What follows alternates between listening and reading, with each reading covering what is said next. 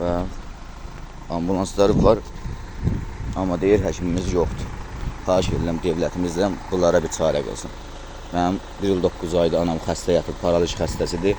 Amma paraliz xəstəsi 40 qızdırmayın, titrətmə vəziyyəti pis, ambulans göndərə bilmirlər. Görəm bunun rəisin, öz qohumunun, öz qardaşının qolu qılçası qırılsa, öz anasının vəziyyəti pis olsa, hardan alıb göndərəcəklər ambulansı bura? Hamısını çəkəcəm ambulansları. Baxın nə qədər ambulans var, amma bir dənə həkim olur.